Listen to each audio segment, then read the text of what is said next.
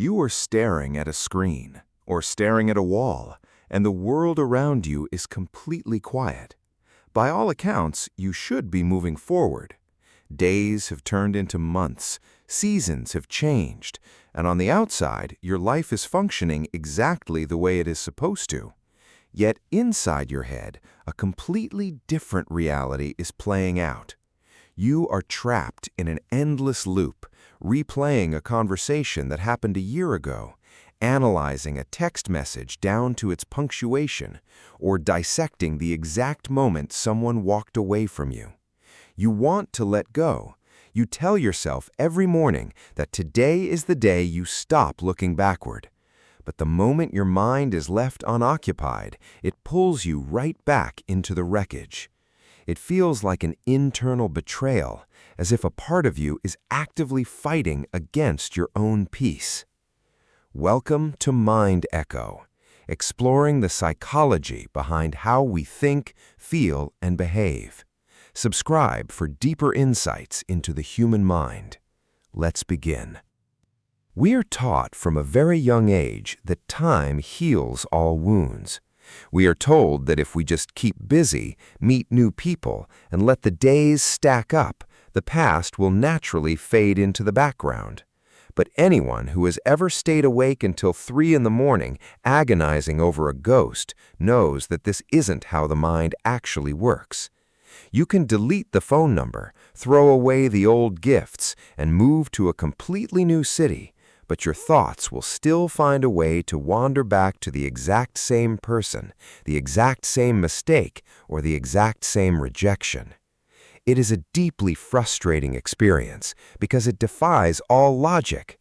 When we burn our hand on a hot stove, our physical body instantly learns the lesson. We don't touch the stove again, we avoid it.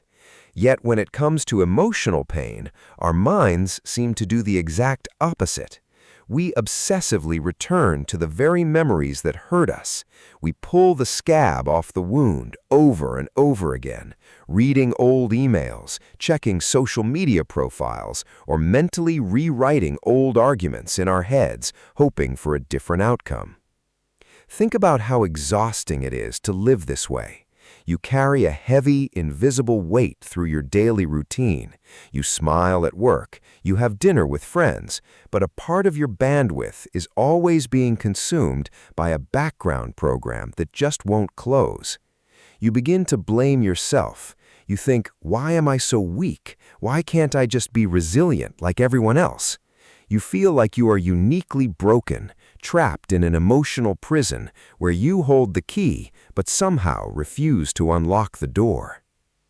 But what if your mind isn't doing this to punish you?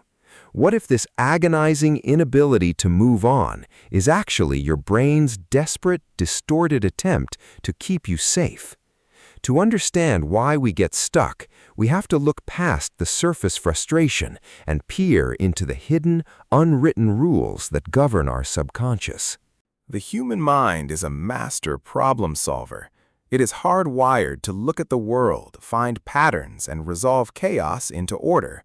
When a relationship ends abruptly, when someone changes their mind about us, or when an expectation is violently shattered, it creates a massive, gaping hole in our personal narrative. It leaves us with unanswered questions. Why did they leave? What did I do wrong? Was any of it real? To your conscious mind, these are just painful thoughts, but to your subconscious, an unanswered question is an open threat. The brain absolutely loathes uncertainty. It perceives a lack of closure as an unfinished puzzle that must be solved at all costs. So it drags you back to the past. It forces you to look at the memories one more time, and then one more time after that, genuinely believing that if you analyze the data just a little bit differently, you will finally find the missing piece. It treats an emotional trauma like a math problem, completely unaware that you cannot use cold logic to fix a broken heart. And then there is a much deeper, more uncomfortable truth we rarely admit to ourselves. When we are desperately stuck on someone, we tell ourselves that we miss them. We miss their laugh, their presence, their companionship. But if you look closely at the memory you're clinging to, a strange contradiction appears. Often, the person we're mourning is someone who treated us poorly, ignored our needs, or abandoned us when we were most vulnerable. Why would a rational mind desperately crave someone who caused so much pain? The answer is one of the greatest psychological illusions of the human experience. You don't actually miss the person, you miss the version of yourself that they activated. Think about who you were when things were good with them.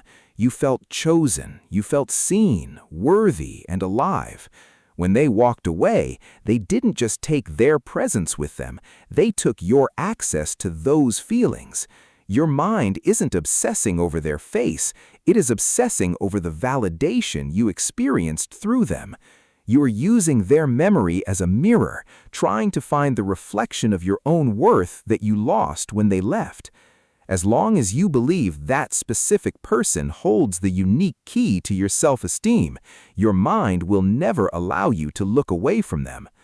Furthermore, your subconscious has a strange, twisted definition of safety. Moving on requires stepping into the complete unknown. It means accepting a future that is unwritten, unpredictable, and entirely up to you. That absolute freedom is terrifying to a brain designed to seek comfort. The pain of the past, however, is familiar. You know its contours. You know its weight.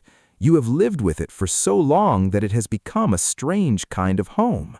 To the oldest parts of your brain, a familiar hell is always safer than an unfamiliar heaven. Staying stuck becomes a subconscious defense mechanism because as long as you are grieving, you don't have to face the terrifying task of starting over. Realizing this changes everything. It means that your mind is not broken and you are not weak. You are simply caught in a loop of trying to protect yourself using an outdated map. The ultimate turning point in letting go happens when you realize that the closure you are waiting for is never going to come from the outside. We promise ourselves that we will move on after we get an apology, after they admit what they did, or after we get an explanation that makes sense. We hand the remote control of our emotional freedom to the very person who hurt us, waiting for them to press play. But true closure isn't a conversation you have with someone else. It is a quiet, radical decision you make entirely within yourself. It is the moment you look at the messy, unfinished puzzle of your past and decide that you don't need the final pieces to know that the picture is over. You have to accept the apology you are never going to receive. You have to realize that their inability to love you, respect you, or stay with you was never a metric of your value, but a reflection of their own internal limits. A person cannot give you what they do not possess inside themselves. Letting go does not mean forgetting what happened, nor does it mean pretending it didn't matter. It simply means you stop picking at the emotional scab and finally allow the wound to breathe. When you actively fight to keep a memory alive, you are expending an immense amount of creative, emotional energy. You are analyzing, protecting, and romanticizing a ghost. The moment you decide to take all that fierce, obsessive energy and turn it back toward yourself is the moment the cage begins to open. You are the author of your life, not a background character in someone else's story. The past was just a chapter, sometimes beautiful, sometimes devastating, but it is not the whole book. It is time to stop rereading the pages that hurt you and finally trust yourself enough to write the next line. But if our minds are truly hardwired to seek safety, and if we genuinely want to be happy, why do we find ourselves so intensely drawn to the very people who break us in the first place? So, why you get attached to people who hurt you?